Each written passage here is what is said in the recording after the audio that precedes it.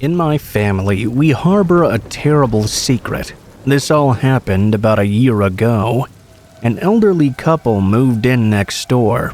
They used to live in Tokyo, but they moved out to the countryside to live out their final years, as they put it. They wanted to be surrounded by nature. When I heard I was getting some new neighbors, I was initially a little apprehensive, but once I actually met them, I figured there wouldn't be any trouble really. The husband of the couple would regularly walk around the neighborhood. I would see him often. The wife would also come over from time to time with some food. She would always say, "I've cooked a bit too much." It was a nice neighborly gesture. The flavorings and seasoning the old lady used were quite unique. Everything she made was delicious as well. My husband and my 2 children would often ask at dinner time if there were any side dishes from the neighbors next door. I remember when there weren't any, they would always look a little bit upset by that. My parents and my husband's parents live quite far away, so it was nice to have a kindly grandmother figure popping in with some delicious treats every now and then. The couple wasn't causing any trouble at all. After a while, we became quite close with this pair. This lasted for about a year, when I started to notice that we hadn't seen the old lady's husband for quite a while there. I thought it was a bit strange. I asked my husband if he had seen him either. He said he thought he had seen him in a park recently or perhaps outside gardening, but he couldn't exactly be certain. I suggested we ask the old lady if the old man was okay. Maybe he was sick or something. Maybe there was something we could do to help. The next day, she arrived at our house with a stew. My husband asked about her husband, and she said he was suffering in the summer heat, and he had been staying indoors a lot more lately. We all digged into the delicious stew she had brought over. It tasted quite good. It was unlike anything I'd ever had in my life. The kids squabbled over second and third helpings. I was so impressed, I asked her to teach me how to cook this dish as well. I followed the instructions she gave me to the letter, but it wasn't quite the same. It was never the same flavor or texture as hers. Something about that really bothered me. When I suddenly heard sirens outside one day, I was terribly worried. I thought something might have happened to the old man next door. I asked my husband, and he said they were not ambulance sirens. Instead, it was the siren of police vehicles. We went to take a look outside. The police had stopped outside our neighbor's house, and they were leading the old lady outside in handcuffs. Just before they put her in the police car, she looked me dead in the eyes and threw her head back. She laughed. It was such a demented laugh, it honestly chilled me. I got a sinking feeling immediately. It made me feel extremely queasy. A detective approached an hour or two later and asked us to cooperate with his investigation by answering some questions. He filled us in on the situation. Our neighbor's husband's sister had been quite concerned about his well-being. She hadn't heard from him for quite some time either, for about 2 months or so. She'd tried to contact him over and over and left messages with his wife as well, but he never returned the calls or answered any of the messages. When the man's brother and sister showed up to visit and check up on him, that's when they grew more and more suspicious. They noticed dark stains on the carpet in the house, and they called the police. They suspected the old lady had killed him. The detective believed a murder had been committed as well. The old lady told them she'd chopped up the old man's body, but they couldn't find any of the body parts. When I heard him say those words, I must have turned as pale as a ghost. I looked over at my husband. I could tell we were thinking the exact same thing. The food from next door, those most recent stews and other things, had been full of that mysterious meat. That night, me and my husband threw up uncontrollably. I asked him what we should do with this situation. He said there was nothing we could do. We decided to stay silent, as we didn't want to incriminate ourselves. You have to understand, in Japanese society, how would our family be seen if we told the truth? of having disposed of our kindly neighbor's remains by eating them, even if it was unintentional. It may be quite difficult for you to understand, but that's simply how it is around here. What we chose to do was keep it secret. The old lady was going to be arrested anyway. We couldn't tell the children either. Obviously, that would scar them for life.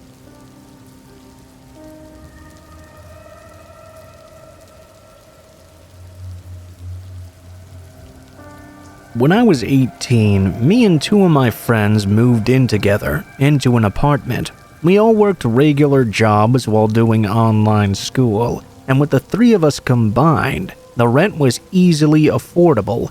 Over the following year, though, one of them moved out, leaving just the two of us left to pay the bill. It was still affordable, don't get me wrong, but much less so than it used to be. It even had me stressing out a couple of times. And after a few months, my other friend moved out as well. It wasn't either of their faults having to leave, but it still really sucked, and I was forced to find somewhere else to live on just my small paychecks. There weren't a lot of options within my budget, but I was willing to take anything, as long as it was a roof over my head. Eventually, I found a listing for an apartment on the other side of town. From the pictures, it looked like a small building, only having 8 rooms in total, and definitely not very nice on the inside. Still, the price was okay with me, so I sent a request to tour. I went there later that night. I met the owner, Jackson, and he walked me through the room. It was really small, and not that great either, but again, there wasn't much I could do about it. The following week, I moved in. Once I got more used to the place, it actually wasn't that bad. Sure, it wasn't very clean, and it did look really old, but it had all the basic things I needed. The only thing that felt weird was this one door in the hallway. It was right across from my room, almost looking like it had to be another bedroom or something. But during the tour, Jackson said my place was actually connected to the neighbors. That door was shared between both our apartments. He explained that it always stayed locked from both sides, and I could just safely ignore it, assuming it was exactly like a wall. Sometimes, though, I felt like it was a little bit weird, like they could hear everything going on in my apartment, and on the flip side, I always felt like I had to be extra quiet so as to not disturb them somehow. The door was very clearly thin, so sound had to be getting through there easily. For the first week or so, though, I never heard anything from the other side. Not a single little peep of noise or anything. It wasn't until one night after working late, I was sitting on the couch watching some TV, when I suddenly heard a really loud thud come from the hallway. I walked over thinking something must have fallen over in my room. But then I noticed a bit of light moving around under the door to the other apartment. It looked like maybe a phone flashlight or something. I listened for a little bit, trying not to be too creepy or anything, but just wanting to know what was going on. After all, that was the first time I'd ever seen or heard anything from their apartment. After only a minute, the light turned off, and no more sounds came from behind the door. I went back to the couch and stayed up for another hour before going to bed. Throughout the night, I would occasionally be awoken by hearing soft thuds or footsteps coming from around that door in the hallway. I never got up to check it though, because I knew there was nothing to really check on. It gave me an eerie feeling for some reason though, knowing they were up the entire night, doing something in the dark of their own room. This went on for a few days now, only hearing noises late at night when most people would be sleeping. I never heard anyone talking though, or really anything other than thuds and footsteps. Then, one night, something was different. I woke up to a thud far louder than any of the others I'd heard. I immediately shot up in my bed with my eyes wide open, staring at my door across the room. Something about that sound had sent chills through me, making me feel like this was something I needed to check. I slowly and quietly got out of my bed and walked over to my door, leaning against it, and listening into the hallway. There seemed to be nothing. It was completely silent. I carefully opened the door, looking across the hall, and felt my body go numb. The door in the hallway was open. I hesitated, unsure what to do. I crept into the hallway and looked behind the partially open doorway. I almost didn't believe what I saw. It was a bedroom, slightly smaller than my own, but it was empty aside from a single mattress on the ground. There were no doorways leading anywhere else. It was just a single room with no way in or out except for the door in my apartment. I ran and got my phone, dialing 911 as I looked all around my apartment to make sure nobody was hiding. Whoever was in there seemed to have left. The police came and did their investigation, but strangely enough, Jackson never picked up his phone. Soon, we found out that Jackson probably wasn't even who he said he was. We never heard or saw from him again. As for the room itself, it's honestly just a puzzling situation. It could have been Jackson or somebody who was hiding that was living in there, trying not to get noticed, or it could have been someone else unrelated entirely. Maybe they broke out, and that's what the sounds were. To this day, though, I've never gotten any updates on what the true story behind any of it was.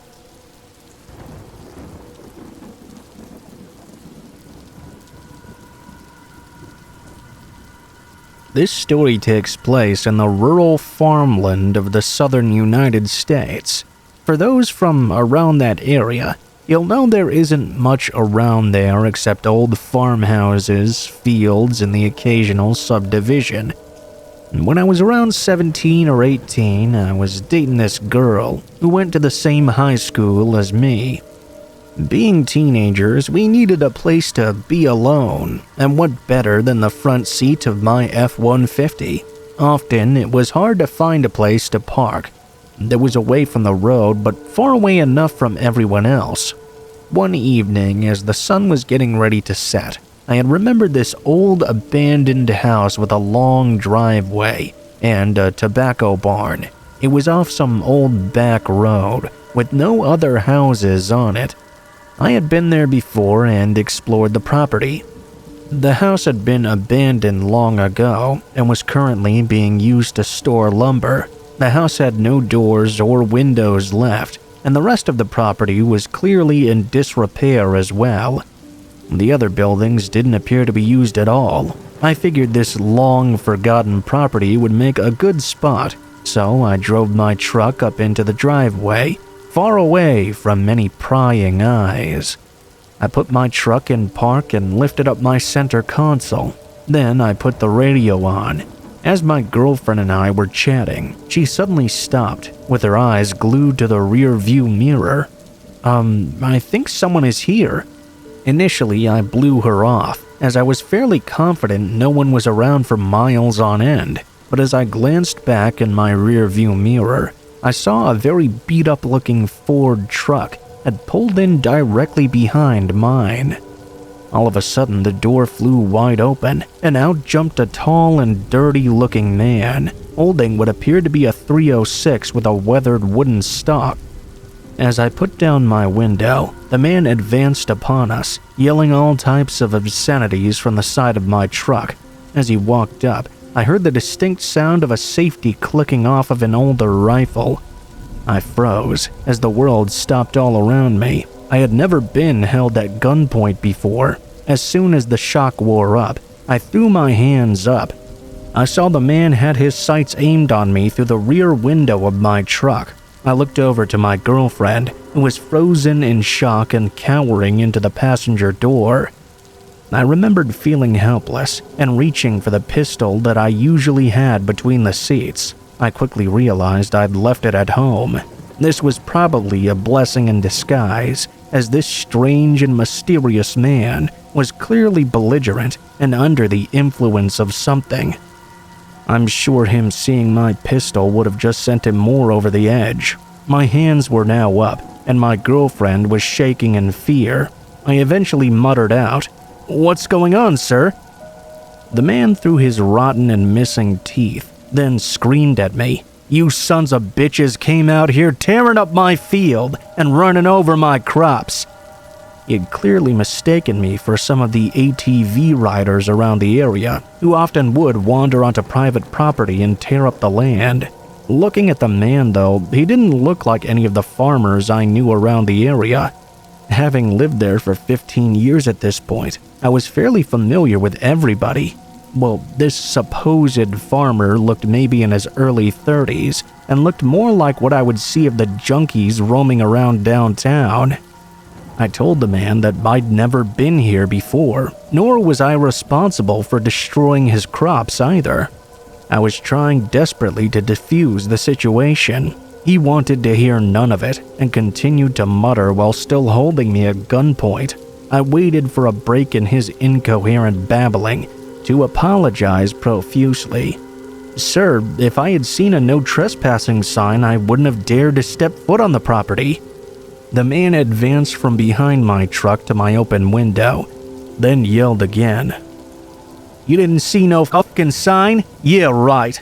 He didn't believe me. As I studied him, he continued to grip the rifle even tighter and mumbled something to himself. I apologized some more and offered to leave.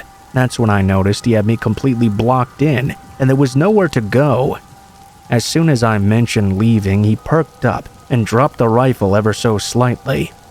Putting us out of immediate danger, my fight or flight briefly chose to fight, but I knew there was no way to jump out of the truck and get to him before he could shoot us.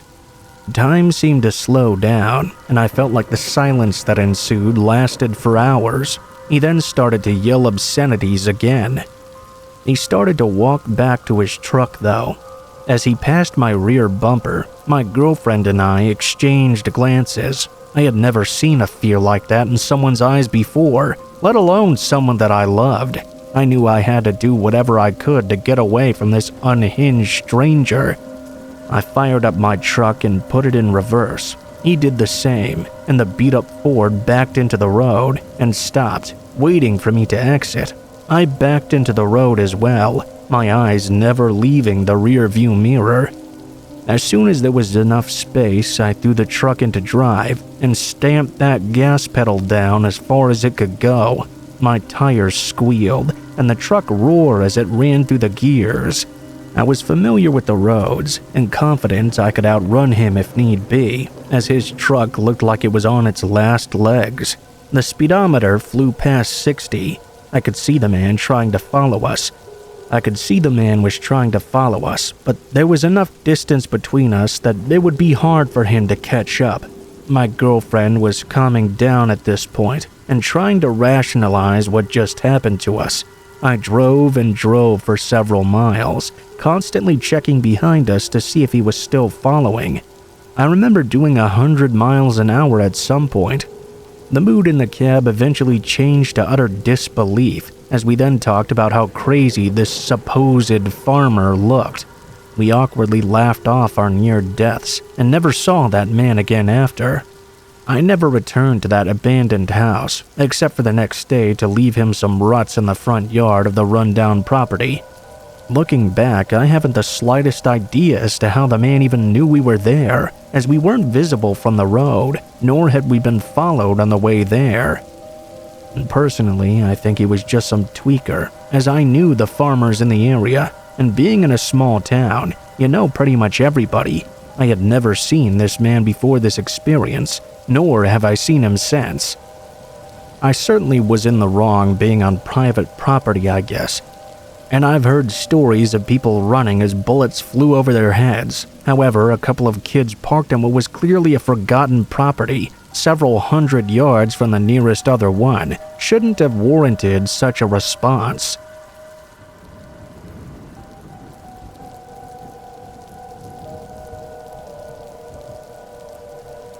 I had just turned 20 when I finally moved into my own place. For almost a year, I didn't do anything except work and sleep. My 21st birthday nearly passed by without me even realizing it. Fortunately, a friend sent me a text asking me what I had planned. We eventually decided to spend that evening at our favorite club. That night, we drank a little and played some pool. A few guys tried to get us back to their place, but I did the smart thing and just went home. When my friend dropped me off, I was in a pretty bad state. I had already barfed once on the way, and I was fighting like crazy to not do it again. I made it about 20 feet before I felt another surge of vomit pushing up through my throat. My neighbor just so happened to be outside smoking and rushed over to help me. He held my hair back as I retched repeatedly for the next few minutes. He walked me to my door and even helped me inside. When I was finished getting in, I passed out in my living room for the next 9 hours. It's not quite the way a girl dreams of meeting her husband, but it turned out to be how I met mine. I'd just gotten out of the shower when there was a knock at the door. I peeked out the peephole and it was my neighbor. I was too embarrassed to face him, but I didn't want to be rude either. I yelled out for him to wait a moment and quickly threw on some clothes. I was kind of surprised in my drunken state. I hadn't actually noticed how cute he was, and that made me even more self-conscious. I couldn't even look him in the face. He asked if I was okay, and I said yes. There was a brief uncomfortable silence before he introduced himself as Tyler. I said nice to meet you and slammed the door behind me. I was being rude and I did know it, but it was still too soon to really face him. A few days would pass before I got the courage to knock on his door. I apologized for my behavior and thanked him profusely. My heart melted and I just felt like I'd fallen in love in that moment. Our relationship moved relatively fast from there on. When I wasn't at work and Tyler wasn't at school, we were always together. We spent most of our time at his place, and it was much nicer than mine. He comes from a wealthy family, so all of his stuff was pretty nice. He's actually a very nice and down-to-earth man, but I'd be lying if I said I didn't enjoy lounging in fancy chairs and sleeping in ultra-soft sheets. I enjoy being pampered just as much as anyone. Tyler gave me all the attention I needed, but there was one thing that I'd sometimes get a bit jealous of early on. Tyler's car. He loved that thing almost as much as life itself. Now, I don't know anything about automobiles, but I remember it was made by BMW and had an M on the back. Don't get me wrong, it was very much a nice car, but sometimes it felt like he cared more about that than me. This was in 2017. We'd been together 9 months when this happened. We spent the evening at his apartment watching some movies. The two of us were curled up together on the couch, and the windows were cracked open a bit, letting in the cool night air. Just after 8 p.m., there was a sudden knock at the door. Tyler got up to answer it, and I went to the kitchen to grab some more wine. I'd just finished filling up my glass when I heard Tyler call me into the living room. I still remember the hint of fear in his voice. When I turned the corner, I saw 2 guys with masks over their faces, holding him at gunpoint. One of the men waved me over and told me to give him my phone. I did as I was told. I almost dropped it because I was shaking so bad. Tyler did the same, and they demanded his wallet as well. He gave that over too without any resistance. I started to speak, and one of the men whispered to me to shut up. I did, and they didn't ask for my money. I'm not sure why I thought they had what they wanted and were going to leave now, but then they demanded the key to the car. The pain on Tyler's face was very clear.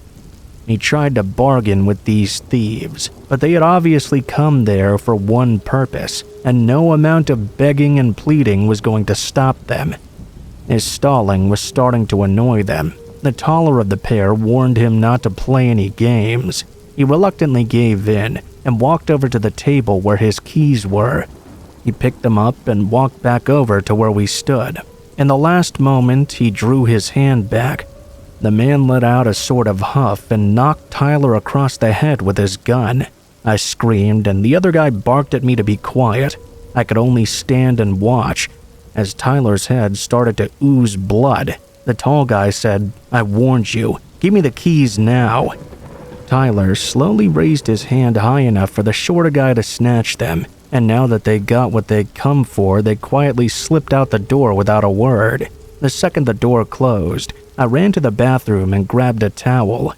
Tyler was just lying on the floor moaning and bleeding. I placed the towel on his head and asked him to hold it there while I ran to call 911. At that time, I still had a landline. I ran across the hall to call for help.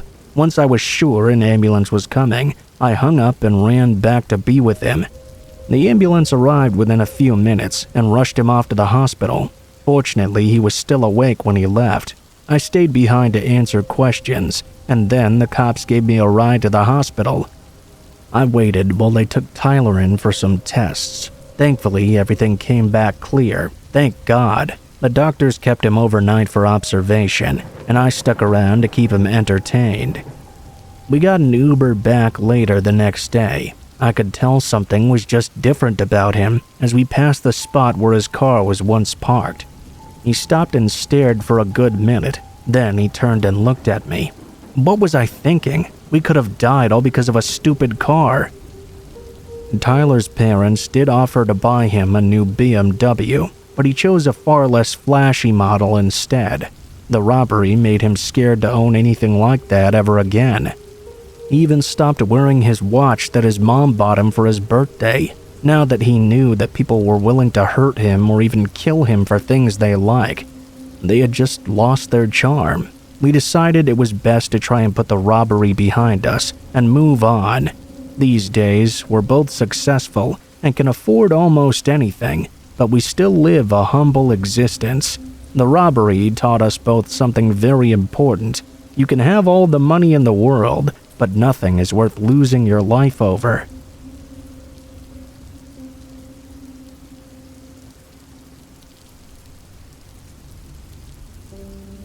This is a true story, told to me by a man who had been working as a murder investigator for over 30 years. At the time I was told this story, it was right after asking what the creepiest case he had ever been involved in was. This happened in the late 80s, in a part of the country that was mostly covered in dense pine forests. On the highway between cities in this area, you rarely come across towns. There are stretches that seem to go on for about forever, with only pine trees as far as the eye can see.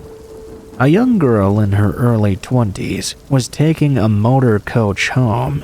This happened just as winter was approaching, and it was freezing outside after nightfall. This girl lived in one of these really small communities that you'd usually just pass by along the highway. During the trip there, she fell asleep and missed her stop. Looking at her watch, she realized they had passed it only recently, and that if she were to get off right now, she would be able to walk back in approximately 3 hours. It was either that or get off at the next city, where she didn't know anyone or had any place to stay. She explained all of this to the bus driver, who pulled off at the next parking space, then let her out. That was the last time anyone ever saw her. Almost 15 years later, long after the search for her had been given up, her body was stumbled upon by a hiker. Her body had been found, tied to a tree very deep in the dense and almost impassable forest. An autopsy of the remains showed no signs of physical violence. Someone had abducted her, then tied her up to that tree, and left her there to freeze to death in the night. They never caught the guy who did it either.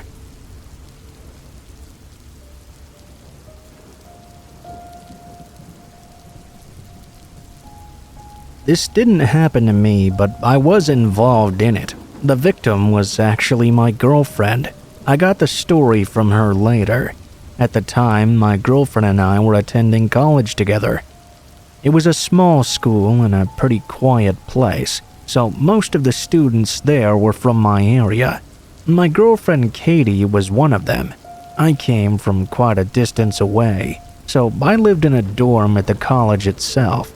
Katie and I would often hang out together in my dorm between the classes, and even on some evenings and weekends, whenever we both wanted to be together really but didn't feel like going out. It was a Friday night, and both of us, being pretty introverted, decided not to do anything crazy. Our plan was to spend the night in my room with each other.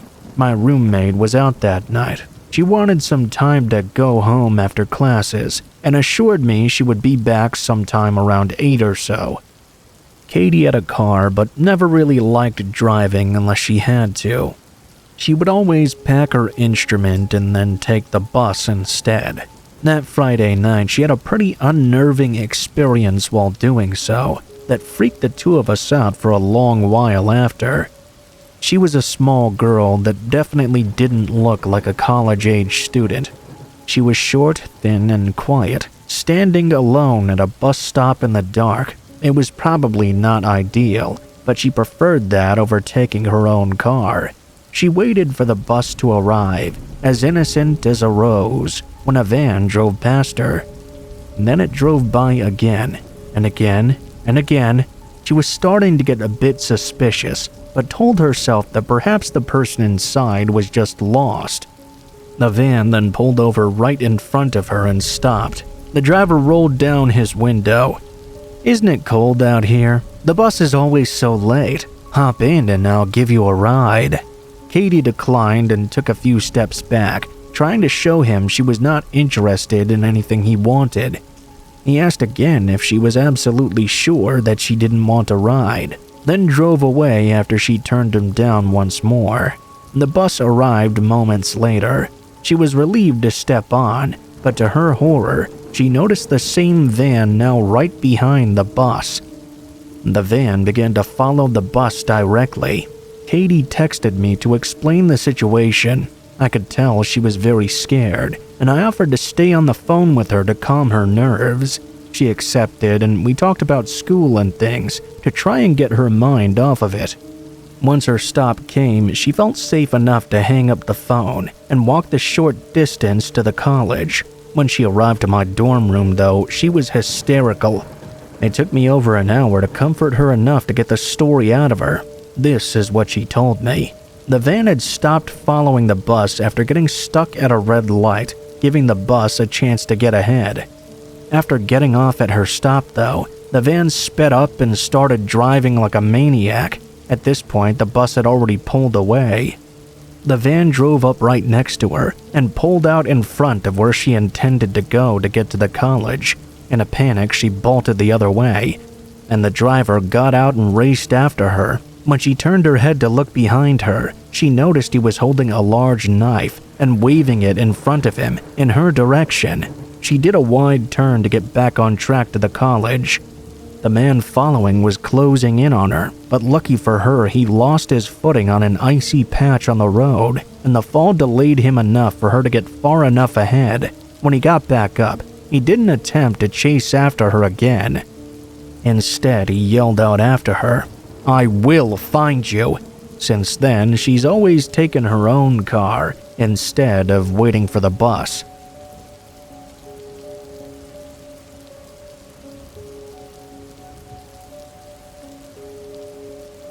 Here's my story. About a month ago, I was just walking to the local pub minding my own business. It was probably around 11 p.m. or so. I stopped across the street to wait for the oncoming traffic to pass. When I looked over to the other side, I could see there was a man standing there looking in another direction. All of a sudden, his gaze snapped right directly at me. As I began to walk across the street, he made a beeline straight toward me. He walked directly into my path and got right in my face, reaching for something in his pocket. "I want you to say something. I dare you to say something." I immediately walked around him and began running away without saying anything. He followed me close behind, so close I could feel his breath on my neck all the way to the entrance. When I finally got through the door, I had enough courage to turn around. He was slipping out of sight. I looked out the window of the bar, and I couldn't find the man anywhere. There were people standing outside smoking, and plenty of people near the door to the bar as well, but no one reacted to this man's aggressive nature or even said anything about it after.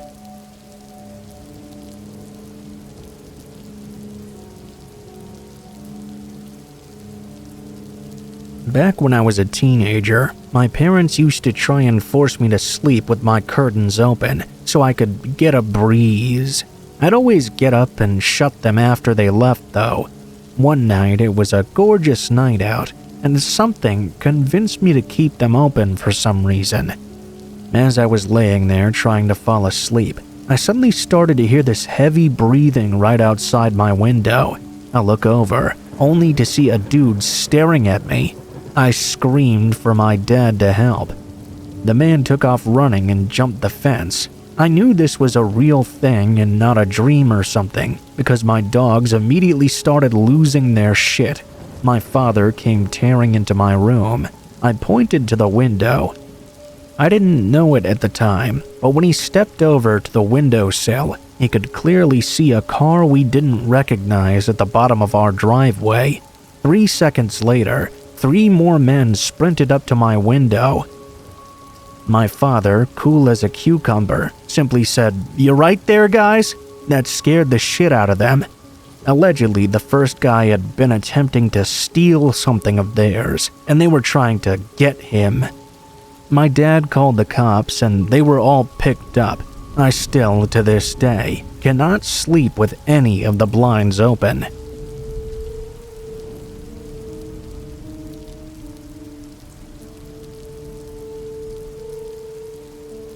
Several months ago, my cat went missing in the woods. I had to go out and look for him. It was quite late at night, and the moon was only a thin crescent, so the only source of light was my flashlight. Now, I had actually seen my cat several times, but he seemed to be scared of something. Every time I got close, he would run farther away. At a certain point, he got so scared he just ran back toward the house altogether. At that point, I began to make my way back, when I noticed a man. He was just standing there, absolutely still. He had nondescript brown hair and a tweed jacket on. I could make out all of his facial features except his eyes. He seemed to have something covering them. I called out to the man, but he didn't respond. "Hey, you know I can see you, right?" I was greeted with silence. I turned and walked a few steps. Then I snapped back around. He was moving in closer. I turned again and walked some more, then turned to look. This time he was partially hidden behind a tree. I didn't need any more warnings about his behavior. I started booking it back to my house, where my cat was desperately wanting to come inside. We rushed inside together, and I locked the doors. I sat on my couch and tried to calm down. Ever since that night, though, every few weeks or so I hear a noise at my window, a slow, rhythmic tapping. There are no trees out there, and most of the nights that it's happened were not windy anyway.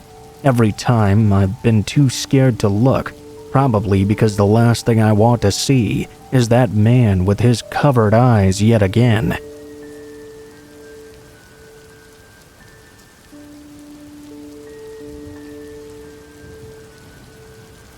Once when I was a teenager, I was waiting at an abandoned gas station in downtown Akron to meet a dealer to buy some weed. This was around 1993 or 1994, so payphones were still functional and in pretty common use. As I was waiting, the payphone in the parking lot started to ring. Bear in mind, it was about sunset on the very outskirts of downtown. Not a single other person was around. Out of curiosity, I picked up the phone. The man on the other line then asked, "Is this Chad?" "My name isn't Chad." I said that to the man and he ignored me. "Hey Chad, I think I want to do some bad things." I stated again that I was not Chad and asked the man what he wanted. I asked him if he knew he was calling a payphone instead of an actual home. He ignored me again and went into very explicit and specific detail about all the things he wanted to do. I was laughing and told him again that I was not whoever this Chad person was. Finally, he said that he knew for sure I was Chad. He described to me what this supposed person looked like, and he described me perfectly. down to the color of my shirt and the shoes I was currently wearing. I immediately hung up and looked all around me, but I didn't see a single person in sight. I mean, not one person anywhere. I jumped in my car and got the hell out of there.